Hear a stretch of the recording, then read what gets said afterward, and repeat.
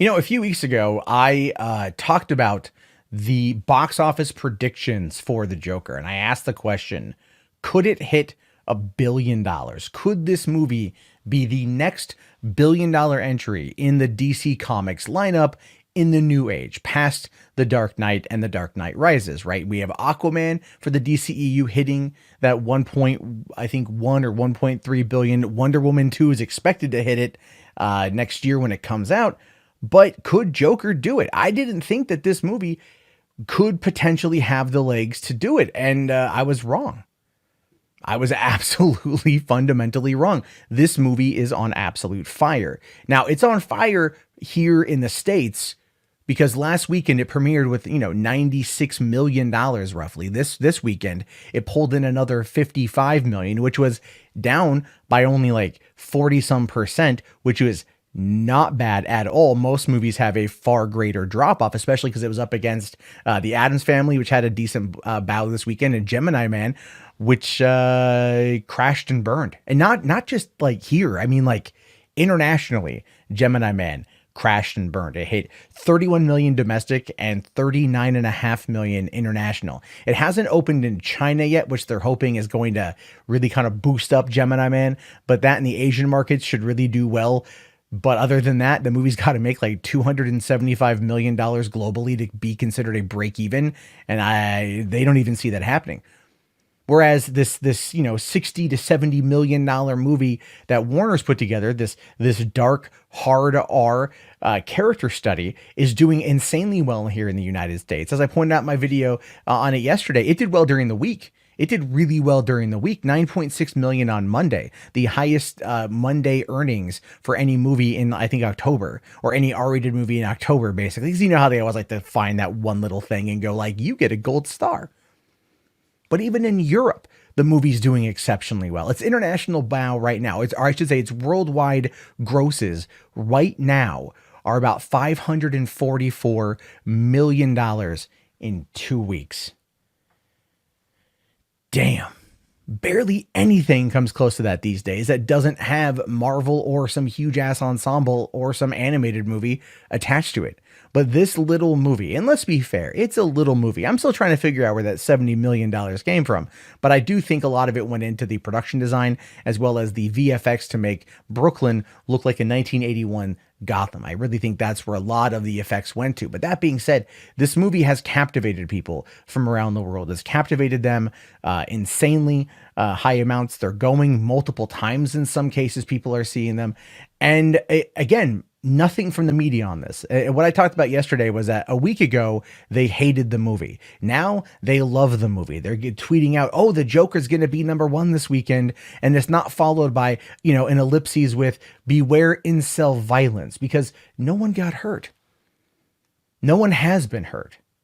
There's been the only 2 arrests that happened from what I read were that 2 guys were doing that in the theater. They were smoking in the theater and they got arrested for that. That's it. But a month of attacking this movie has done the exact opposite. When Peter Scaretta from Slash Film, and I bring him up a lot because I just feel like he wormed his way out of actually having a debate on the issue. When he's out there saying that the wrong type of person could see this movie and bad things could happen, that is actively trying to persuade people away from seeing this movie or to poison people's minds about seeing this movie. It wasn't some reverse psychology op, although I don't know if he'll ever say that. It might be. He could. Who knows? He absolutely could. He could come out a month from now and go like, I was just playing you guys the whole time. The whole time you fell right into my trap. I got what I wanted. No, they attacked the movie. And what that did is it had the exact opposite effect. The Streisand Effect kicked in because that's a real thing. And that could be potentially what takes this movie to $1 billion. If the Streisand Effect is what pushes people around the world to go and see the movie and to continue talking about the movie, then that could see it getting to that particular amount. Now, I don't know if that's going to happen. There's going to be some of you in the chat that are going to absolutely say, it's going to happen. It's totally going to happen. Whatever. It's in 79 markets right now. I don't know how many more it has to come out in. I don't know how many more it has to come out in. It is not supposed to be going to China, but apparently through Chinese social media, it's doing really well. Like people in China are talking about it. So I wouldn't be surprised if Warner Brothers is going to be looking to China and going like, we work a deal. But then again, with the situation with China and Blizzard and the NBA and South Park right now, I don't want China getting anything. I don't want them getting a thing. So I prefer the movie not go to China. But from the sake of capitalism and business, then of course you'd want to see the movie go there. Because if the movie goes to China, and again, enough people are talking about it, then of course at this point, more people are going to go see it, more money is going to be made, and it could hit that elusive $1 billion mark because of the Middle Kingdom. Now, I could see people in the Middle Kingdom flocking to this movie. I think for one, just to see, just because they've heard so much about it, perhaps they've heard a lot of the controversy around it, but I think they also just want to see a movie that's told in the way that this one is told, which is well-made movie, which would be great if they did, because the movie, if they don't dumb it down for Chinese audiences, would be great to actually get them to see a film that's not just, stupid, dumb fart jokes, because it's easily transferable across multiple markets and languages and demographics and regions. That's how I see it, at least. But this movie, I feel like we shouldn't be where we are with it right now. Like, I'm very happy for its success. Obviously, it's going to change the way people approach these kind of subjects. It's going to be change the way how we view these kind of movies. And I do think that Marvel is going to respond by putting out an R-rated Deadpool movie through Fox. I was a little bit wrong on my prediction in regards to them doing it. I thought they were going to do it by the end of this week. But maybe with this holdover, they're going to look at it and go, no. There's clearly money. There's clearly money here. I wish that there was some accountability within the media. I wish that there was some accountability with the media in this regard, so they would realize the part that they played. Now, they're not going to, because that would require them to actually admit that they were wrong. They don't want to do that, because nowadays it's more opinion-based than it is factually based. And of course, people's, they go to the end of the earth to protect their ego. But $1 billion for a movie like this would be wild.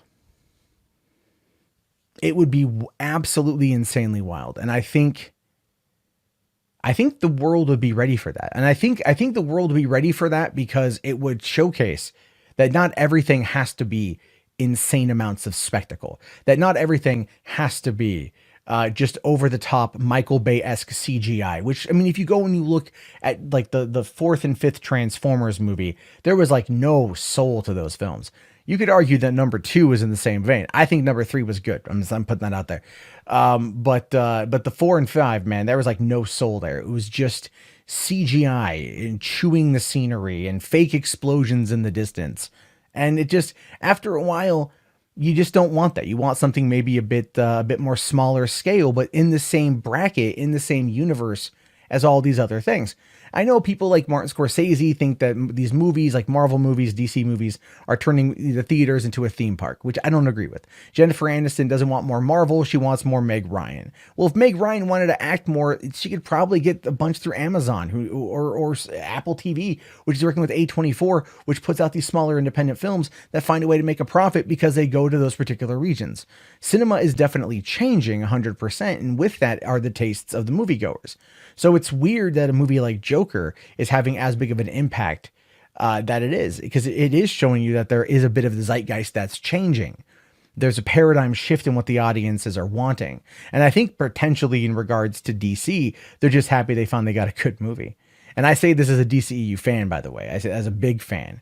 But as far as like really solid filmmaking goes, we haven't seen that since Batman v Superman. I'm just saying Zack Snyder brought a lot of that to the table. But Todd Phillips really emulated Martin Scorsese and very much made it that type of film, which played out really well. So are they going to do more movies like this in the future? Absolutely. This movie is too popular now, too successful now to even remotely walk away from, continuing this trend? Are other studios going to follow suit? 100%. Mid-budget, hard R films that are well written, well acted, well directed, and could potentially be award winners. Yeah, that's going to be the next gold rush when it comes to these sort of things.